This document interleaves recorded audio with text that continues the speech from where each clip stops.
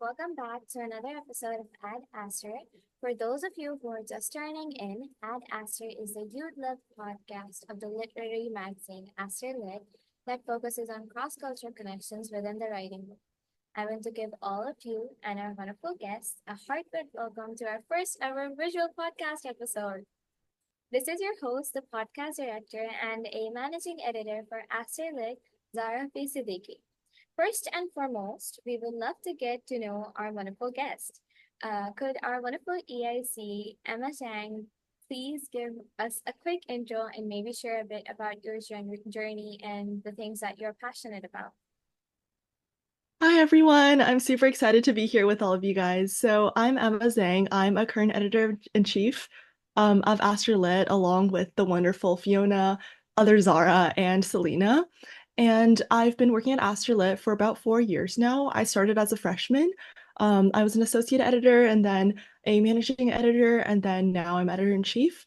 And I've worked with the podcast and a lot of other initiatives. I helped direct the translatability special issue, which I was really passionate about because I really wanted to see translation come to life in an issue. And outside of writing, which of course I love, I also really like biology and math. And I'm currently looking at the intersection between the two and like mathematical biology and evolution. I'm also really passionate about translated literature. I just read a book, A Night in Chile, and it's been one of my favorites. It's so surreal and beautiful. And yeah, in the future, I hope to pursue something along the lines of like applied math with like sociology or political science and try to fuse the quantitative humanities kind of sides of me. So yeah. That is a wonderful introduction, and that just goes to show how smart all of our EICs are and how much of a cool person Emma is. So, Emma, there are some questions I have for you that were asked by the interns, as well as some of the questions that we were wondering if our EICs could answer. So, starting off for those questions, the first one I wanted to ask you was, how did the idea for creating this internship come to you guys? What was the thought process behind it, and what were your initial goals, and what were the things you were planning on achieving when you first decided to, you know, have this whole internship program? Yeah, so by the middle-ish, well, all of last year basically, we knew we wanted more people, especially since Caroline and David had already left for their amazing journeys at Harvard and Columbia. And the EICs were all going to be rising seniors. And so we just wanted new life to join our magazine. And we also wanted more diverse voices. We noticed that a lot of our team was US or North America based, and we really wanted to expand beyond that because what we pride ourselves as is being an international literary magazine. But we know that we noticed for like prior recruitment cycles, it was kind of hard for new people to stay on just because it was hard for them to be like integrated into the Asterlit structure. So then we thought, oh, what if we can create a 2 month long experience for people to come and experience Asterlit and for them to fully be immersed in every working of the literary magazine. And if they want to, then it would be a beautiful transition for them to being new members. And this way, we can also get to know a bunch of people we wouldn't have otherwise in like a typical recruitment process with just a form or an interview. We get to spend months working with you and hearing your really cool ideas. And even if you don't end up joining, your ideas and your passion will still have been a really valuable addition to what we wanted to become as a magazine. So it was definitely a lot of work. The internship from creating the forms to actually interviewing to designing the material. But we really thought that this experience would create the best transition and create the best segue for new voices to join our team. That is actually really cool insight. So following up on that, another question some of us had was that what were your initial like how did you guys end up planning for each branch? Because we know that you and Fiona were losing your minds trying to decide what to do for the editorial branch, and that there were a lot of documents and stuff that you guys needed to make and stuff. So how did you guys maneuver past that? Because for you guys too, it was the first time holding such a program, so could you give us a little insight on that? Yeah, so I'll mainly talk about the editorial branch. So Fiona and I, like, about as the time we sent out the forms and the interviews were going on, we started brainstorming. We started talking about we want them to read world literature, we want them to discuss world literature, we want it to be a seminar style, we want to give feedback, we want them to give feedback, we want them to learn a bunch of the typical editor and editorial things like how to really technically examine a piece, how to see if it fits into the overall magazine structure, and then how to actually communicate with the author through edits, how to situate this in a larger idea of the piece. Um, and we really wanted to generate a lot of discussion and connection between editors and not just have them read their pieces and rate their pieces and go on. So we modeled it after a couple of programs that we've been a part of, notably like the Adroit Summer Mentorship, which both Fiona and I did our freshman years of high school. So that with that, there was a lot of assigned readings that we would talk about.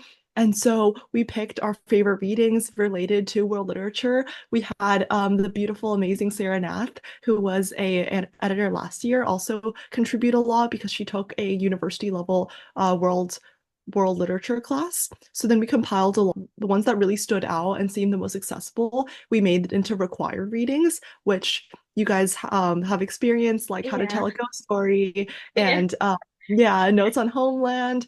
Um, and Inisha She's watching the Voice of China with my mother when I was 13, if I said that title right, but just pieces that really stood out to us and we would really love discussing.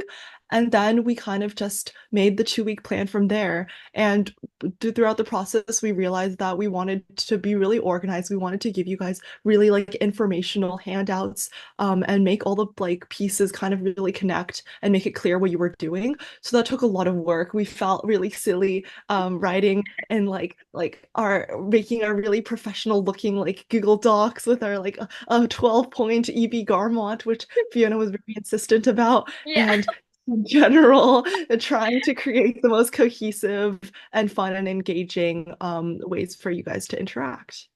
And just to like add on that, I remember that when I first joined the editorial branch, I was so confused on how we were initially going to make all of these edits and stuff.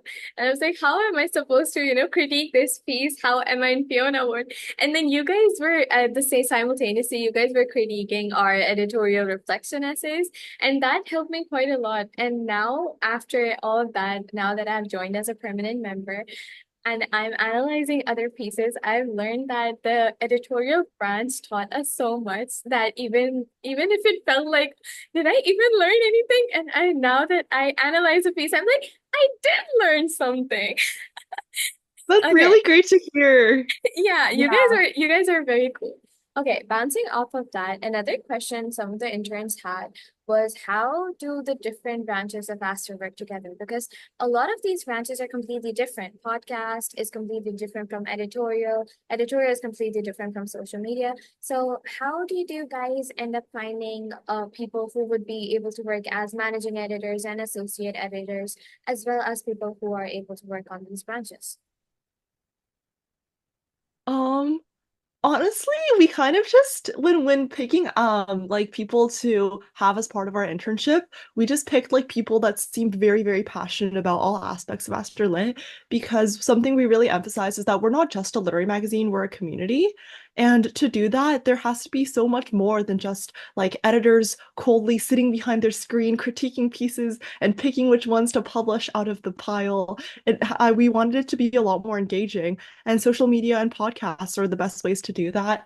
Also, events, and hopefully just having more ways to interact with our audience outside of just the magazine. So we really looked for people that really had a passion for everything literary, everything communicating, everything that really showed a deep love for like world literature and world connection, which definitely extends beyond the literary magazine aspect.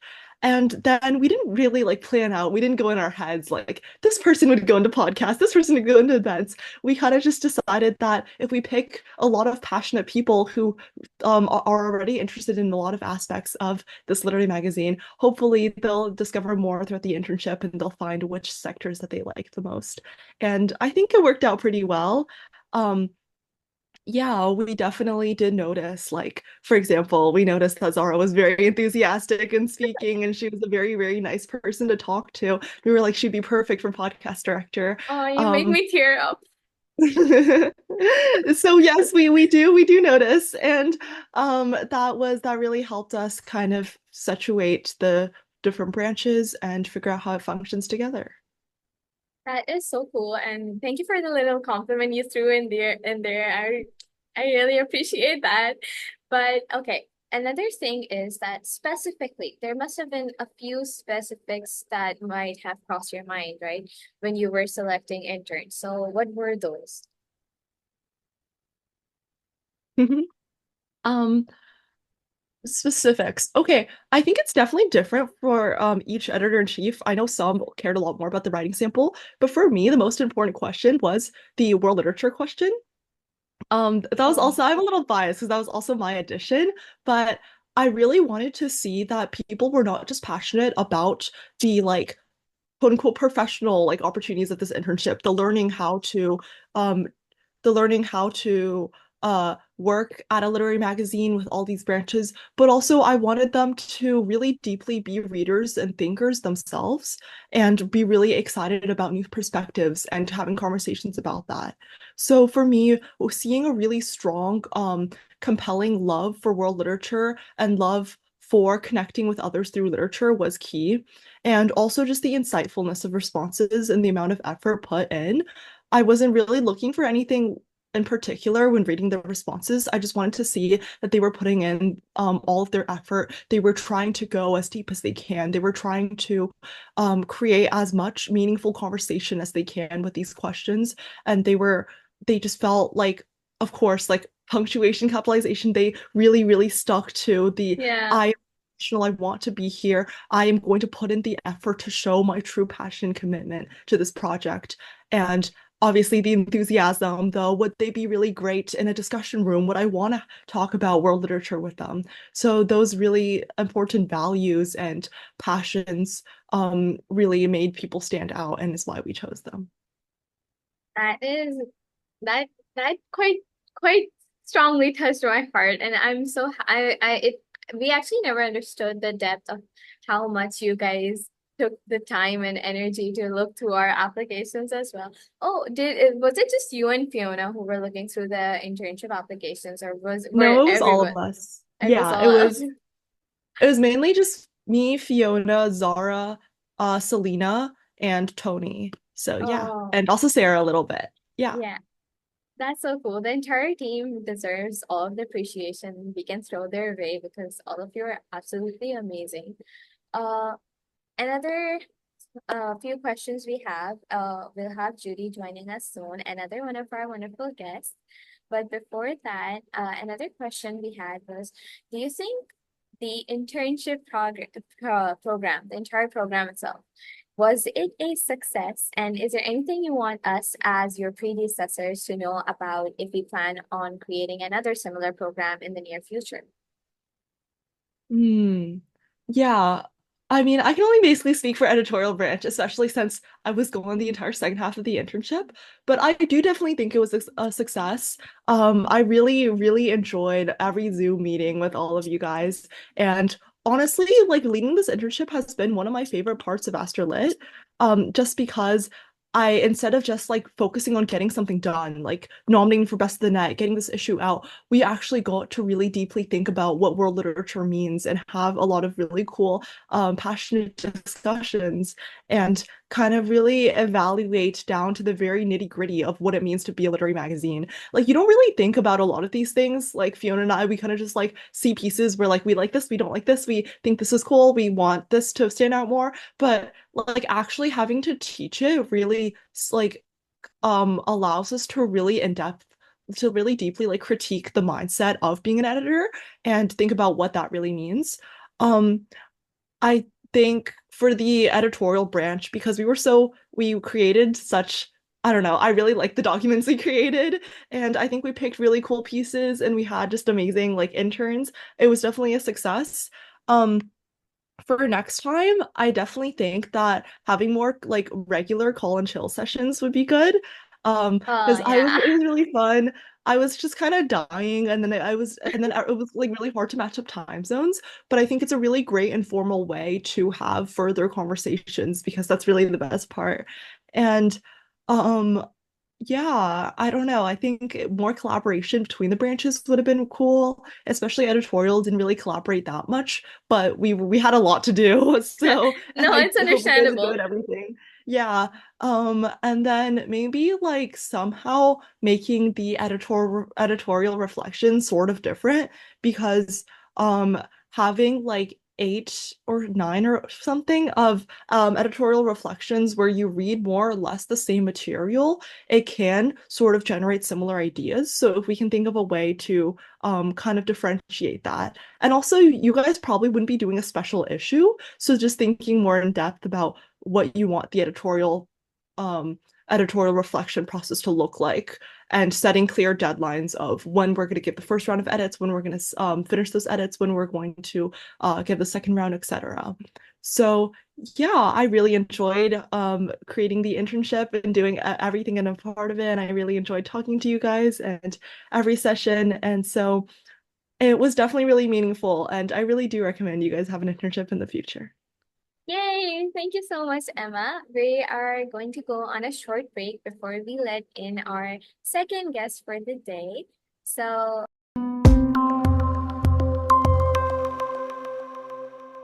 hey everybody, we're back, and this time we are here with our wonderful guest, Judy. Judy, could you introduce yourself and your position at Aster?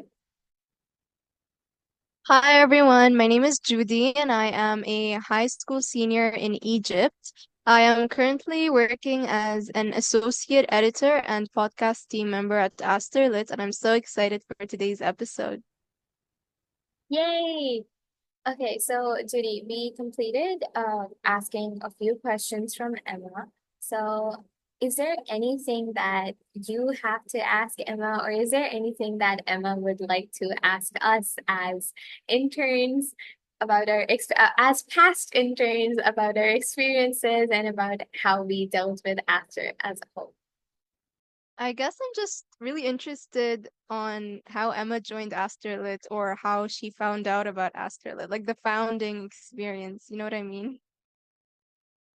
Yeah, so I actually just came about AsterLit by chance. I just thought the Instagram page was pretty. But yeah, it seemed really cool. I read a lot of the issues. I really enjoyed the graphics. And back then I was working at a lot of bigger literary magazines like Adroit and like Polyphony. And I kind of wanted a really close-knit group of writers to talk to and to have more informal conversations with because those other literary magazines had like 200 people or like 300 editors or something. So it was not as accessible. And so I found AsterLit. I interviewed with AsterLit. I remember during my first interview, I actually asked my interviewer what their MBTI was, which I talked about at the internship. But yeah, they were like, I'm an ENFJ. And I was like, I'm an ENFP. Great. That And is so and Emma then coded of you. I just had to put it I out there. yeah, and then I joined. During my freshman year, I was not the most motivated person. I don't know, it was really hard for me to like feel very incorporated, and this is also part of why we have the internship. But then slowly I began to like get to know everyone. Got to know Caroline and David, who all are amazing, and I still talk to them like a lot for most random things. Like Caroline sends me photos of like how bold the turkeys are crossing the road in Cambridge, and they're just really amazing. And then the next year, I realized that they met at Between the Lines, Iowa, and I was like, "Well, Between the Lines is an international like world literature program that's completely free." And so I applied, of course, and I got in. And so I went there and I met the amazing Zara Seldon, Selena Simone, and Fiona Jean. And then I was like, guys, I'm part of AsterLit. You guys should join Aster. So then they joined Aster that year. And that's how we came to be. Wow. That's so interesting. I never thought you guys knew each other before AsterLit. Oh, and Emma was the first person in the group. You're like the oldest AsterLit member of all of us. Yeah. Wow. Oh, wow, Yeah. really? I did not know that. I had no clue. Same. Yeah. This is why I was editor-in-chiefing like last year too, and then I was just like dying because of like so many like I don't know high school responsibilities and just like responsibilities in general. And then I remember like at 2 a.m. texting the other EICs, well the other now EICs, and being like, guys, become EICs with me. And so now we're all EICs. But yeah, we did know each other at camp. None of us were really in the same friend group at camp. It was kind of interesting. We all got along and we all thought we were very cool people, but we definitely got a lot closer after AsterLit, I'd say. Oh, oh my That's so God. adorable. I hope like most of us can become friends like that too, because like finding friendships in like a workplace sounds so cool. Okay. Yeah, we literally talk about like everything. Like 2 days ago or something, we were just like screaming about I like kind of figured that out when Selena sent us a picture of her like new manicured nails, and she was like, "I spent an hour doing this," and I was like, "Slay you, yeah, girly! I spent an yeah. hour doing these too, so I think I'm gonna upload They this look on the really Slack. cool. Yay! Thank you. I spent 10 minutes painting my one fingernail. This took me an hour to do. So like Yeah. the priorities are straight. All of No, us can also tell. just AsterLit people are so inspiring. Like every single day when I talk to like Fiona and Zara and Selena, like I just realized how accomplished and amazing and passionate they are. And it's truly really, really special to be part of a group where your like fellow best friends literally make you go like, oh my God, how did they do that? How are they that like accomplished and amazing? Can I be them? Like I definitely do feel really, really grateful to work with every one of you guys because your passion and your ambition really comes through. And I just really admire that about AsterLit. And with that, I think we can generate a really, really positive and healthy and always striving forward community, which is definitely something that's hard to find in a lot of places. That is actually so That was sweet. amazing. Yeah. Yeah. Emma, is there anything you want to ask? We have a few minutes left, so is there anything you have that you wanted to ask us as the former interns and anything, just anything, throw it at us. Yeah, definitely. I guess starting with a broader question, like what was the internship experience like? What was it like meeting us for the first time and getting to know us? What was it like collaborating with all of you guys? Just like give me your raw thoughts about how the experience went. Okay, Judy, do you want to go first? Sure. Okay, so for me, I really enjoyed the internship experience, mainly because I've never actually seen like the BTS of an editorial or even a lit mag. Like I never really knew how they worked. Like how did they go over submissions or how did they plan for content for their social media or anything like that. Like I didn't know, and I didn't even know what to expect even. But it was much better than I expected, and everything was so organized. Like I remember we got sent like 1 page, 2 page instructions, and I would always read them, and I was like, "Wow, this is so like organized and formal." And it gave me like a very wow, like this literally magazine is so legit. You guys know what I mean? Mhm. Also, Yeah, like and adding on to I the like really official part, I was kind of surprised looking at the documents because I remember I missed my meeting with Kate because of some problems, and then like I was like rapid emailing Kate. I was like, "I'm so sorry. Please just take my interview. I'm so sorry." And then that entire thing happened. And when Kate came to the interview, she looked like she had just gotten off the subway and she was inside of a cafe and her hair was sort of disheveled. And I remember she looked so cute. But I was like, I thought this would be a lot more official. She asked me three questions and she was like, "You're a cool person. Have a nice day."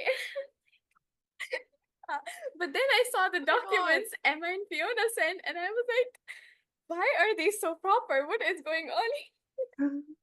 I Wait, honestly I love I liked Kate. it. I liked the like official documents. It Yeah, like made same. us feel like important. It made me feel like an actual editor. I don't know, but it made me feel that way. And also they were really precise and very detailed, so I didn't ever like feel lost or I didn't know what I needed to do. Like everything was just there. And I love how they always like signed the instructions with all love, Emma and Fiona, and then heart. It was so cute. Yeah. I loved it. Oh my Um, God. with the specific Yeah, thing, I remember for one of the documents, Fiona wrote, also all work must be in 11 point Yeah, EPGR yeah. font. And I was like, Fiona Tien, we're not making them stick to a font, are we? yeah, Because but like I found it nice. because the thing is, when they like put a font in there that you're supposed to specifically follow, my brain just automatically goes, this is a very official proper assignment that I need to submit, and I will go to Yeah. hell if I do not do it right.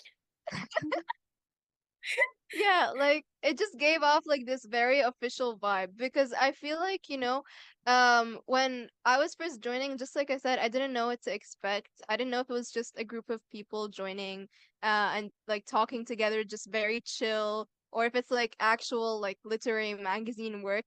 And I think at AsterLit I kind of found the balance of both. Like even in the meetings, we would sometimes just catch up and we would discuss and we would talk about random stuff, and then we would then get to work and the work was really serious and everyone was very awesome, and I especially really loved reading everyone's like editorial reflections. Especially because the editorial reflection was probably the hardest task I had to do in the entire internship. Um but if I had to say, like, even though the editorial branch was the hardest branch for me, it was definitely the most useful because it made me start thinking from an editor's perspective instead of just like from a reader's point of view.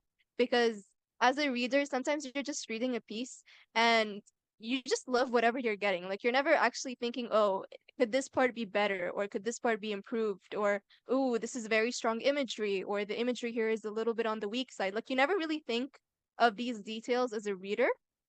And I feel like just seeing both Emma and Fiona as well, advocating for pieces or talking about the editor perspective of a piece, um, it really helps me as a writer so that when I'm writing a piece now and I'm sending it off to a literary magazine or a writing competition, I'm like writing and I'm keeping those notes in mind. Like, oh, make sure you use strong imagery, or make sure like, you're writing it and you know how the editor is going to look at your piece and evaluate it. So I'd say the editor's branch was probably the most useful in that case. Yeah. Oh, thank you. That's really great to hear.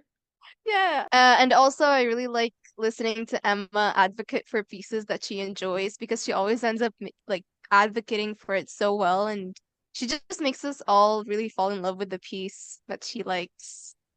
Yeah. Oh, that's so sweet. And Emma's feedback in general is always so sweet and so like so calm, and it just makes you feel like, oh, I want to fix this mistake that I made, or this thing that could be changed into another thing. I want to change Oh my that God. because all of her reviews on everything. I remember, Emma, you were the one who looked through my editorial reflection essay, weren't you? Because I think so, yeah, yeah, for the first cohort. because like I was genuinely like, this is so, I don't know, see, I don't know if it was you or Fiona, but regardless, you guys were so nice with everything that you told us to do and to change and everything, but it just felt like you guys were reading our pieces from your hearts, and that you wanted Oh, us to put something out there that would be compelling enough for us to, put out in the world and for people to read. And one thing I was genuinely like really stressed about was the word limit. And then I wrote around like, I'll be honest, I wrote like around like 900 words. And then I cut out so much of it and from my editorial reflection essay because like the word limit. And then I panic messaged Fiona and I was like, I cannot do this. How much more do I have to cut? And Fiona was like, I'm so sorry, I forgot to tell you guys. You can just like disregard the word limit. And I let out such a big sigh of relief because I was like, this word limit is not it. But yeah, it was just a rough guideline. We were not that strict on it. Yeah. And I think you know this because I mentioned this several times, but the second round of comments, I was leaving the Istanbul airport at like a strange like time of day on 2 hours of sleep because I was flying to Egypt and it was like unhinged. Like they were playing the Barbie movie song in the Istanbul airport. It was like Hosier, like really excited pop, and then the Barbie movie. Like they only had like three songs playing on rotation. And I didn't know what to order, so I was like, give me a suggestion, and I didn't hear what they said, so I just like ordered that. And so I was just sitting there and leaving comments. Pure insanity. God, Everything. Yeah. yeah. Yeah, I was And like, what should I order? What drinks do you recommend? And they were like, they said something. And I was like, all right, I'll just have that. And I was like drinking it. I was like, what tea is this? Like, You can't even in God, that situation, you can't even like ask them what tea it is because they're gonna be like, we told you. You were the one who wanted yeah. this. It's okay. It yeah. was like some variety of peppermint. Peppermint tea? Wow. I mean, I I'll take also it. I also really love Emma's metaphors Yeah, oh my that she God, like yeah. uses in the meetings. Yeah. Like you Oh, come you up with the guys most can't just praise me elaborate for like, metaphors and it conveys what you want to convey so well.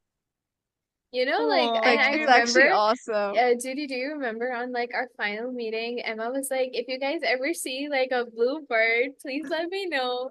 And I remember that, and I've seen like a few bluebirds ever since, and every single time I see a bluebird, I remember Emma's like voice chirping in my head, and she's telling me, every time you see a bluebird, don't forget to message me and tell me that you saw a but you never bluebird. messaged me. Yeah, Oh my God, that's so because like cute. I have this like immense. I'm like, oh my God, I'm poor her. I don't. You guys are already all so stressed, and because you're doing Aster, and then you're doing like a million Oh, other things, it and like takes my 2 seconds to bluebird. reply to a message about a blue bird.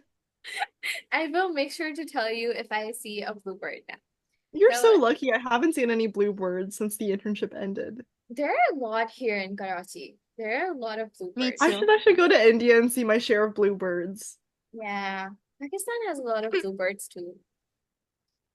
Come to both these places. They're in Yes, neighboring Yeah. countries.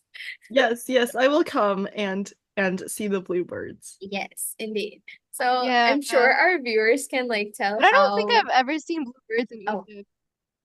you haven't? Which one of birds? Wait, my host sister showed me the African gray parrot or something. What is that? Wait, what's that? I don't know I what that don't know. is. There's Yeah, like some like African parrot that like she talked to me about. She's like a very parrot person.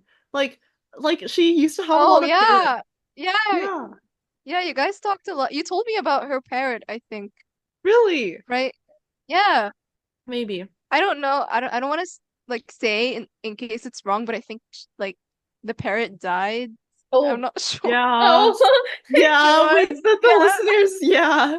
Yeah, Oh the my listeners God. are going to be confused on this one. Oh wait, Emma and Judy, you guys ended up meeting up, right? When Emma went to Yeah. Egypt. Oh my God. That Yeah, is we so did. cool. Yeah, it was amazing. Seeing Emma in person was awesome. Yay. Okay. Okay. Should we get back to the questions? Ah, yes, as Yeah. we have And strayed. lastly, Yes. yes, what advice would you give for other people applying or other people interested in the internship? Ooh. Okay. For me, I would say like if you guys are listening and you're like an international audience, like you're maybe students who aren't necessarily in the US, I know that it might be a little bit intimidating because it was at first for me when I was applying, I was really worried Same. about the like language barrier, especially because English isn't my first language. So I was really like worried, and despite how sometimes I would say the like language barrier did affect me in meetings, like sometimes I want to express something and I would need like some time to process exactly what I wanted to say. But despite that, I would say you guys don't let that be like step back. Instead, see this as a learning opportunity because I definitely learned a lot more and my English has definitely improved. My writing has definitely improved just from even hearing the editorial discussions or reading submitted pieces. And also the editorial reflection really like it got me, thinking like it's helping me now with college apps, like the reflection and so on. You know what I mean? No, literally, I was like, I wish I could write an editorial reflection. Like, I feel like this is so, Yeah, like, you can literally just submit it as your column enough. Like, what? yeah, Oh But my yeah, God. exactly, exactly. Yeah, no, so that like, there's like that would be my the advice. like choose something you're passionate about prompt. Like, Yeah. yeah, Yeah. For me, one advice I would want to give people who will hopefully join us in the future is that don't be afraid to ask something just because you might think that you are going to be too overbearing or something. Because I found myself in that position a few times where I was kind of scared of messaging our mentors and asking them about certain things. But to be very honest, the AsterLit community and our entire the entire team itself is such a warm place after joining Aster. It's like they don't stress you out to do too much. They don't do anything. They're such nice people and they're also passionate about everything they do. So if you're just as passionate as them, even if you're not as passionate, but if you're slightly less passionate, they're still going to help you and they're still going to bring for the best of what you can do. So for me, the best thing I can recommend is that if there is a question in your mind, do not be afraid to voice it out. And if you have an opinion in your head, do not be afraid to once again voice it out because your voice is what matters. And Aster is a community where everyone has the right to say something and everyone has the right to speak. So putting your opinions out front is something that helped all of us as interns. We gave out our opinions. All of our mentors asked us what we wanted to do, what we thought would be cool. There might be some things that might have a hard timeline, like our general meetings that cannot be shifted from Sunday to any other day. But those are just some things that are just like they just happen. So you can't really do anything about them. But there are things that you can have your opinion on, and there are things that you are able to question. And I think that is what Aster's base is questioning things, having opinions, and building up criteria and life on top of that. So yeah, just yap a lot basically is what I'm trying to say. Wow, that was so inspirational. I need to clap for that. Wow. Oh my God. yeah, Yeah. definitely ask us anything. We're Yeah. always here. And Yeah. even like the EICs that are going to be hopefully like there for us even after they pass. As Kate, our previous podcast director, who was my mentor, she is always there for us, for me and Judy, and she's always answering our questions. And we know for a fact that we're just going to stay connected to all of our EICs and all of our managing editors, even after they leave, and even after we leave. I know for a fact that I am still going to be messaging Emma and telling her about bluebirds that I see. And I'll still be messaging Kate and asking her about how to record a new episode because my brain is going blank. So, yeah, that is Aster at its root. Anything you guys want to add? Yeah, I think that was beautiful. Thank you so much. Yay! So, anything all of us want to ask each other as a final thing? Now that everything is done and dusted, and we have had the lovely time with our wonderful guests, Emma and the EIC and Judy, our associate editor and podcast team member, I think it is time for us to wrap this episode up. Is there anything that you two would like to say at the end? Say your final goodbyes.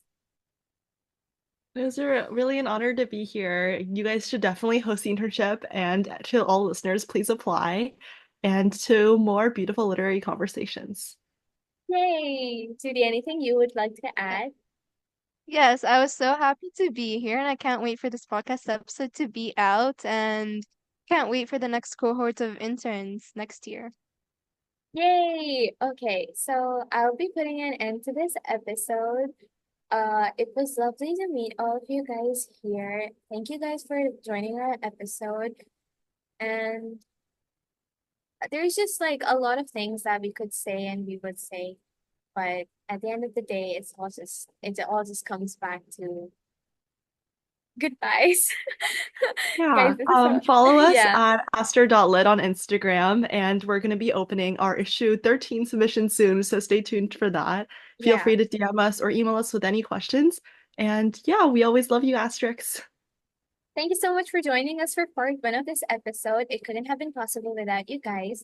For more, you can follow us on Instagram at aster.lit, AsterLit, and check out our website, asterlit.org, asterlit.org, for transcripts and more.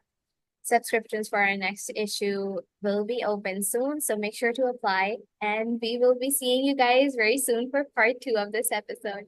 Bye, everybody. Thank you for joining. Bye.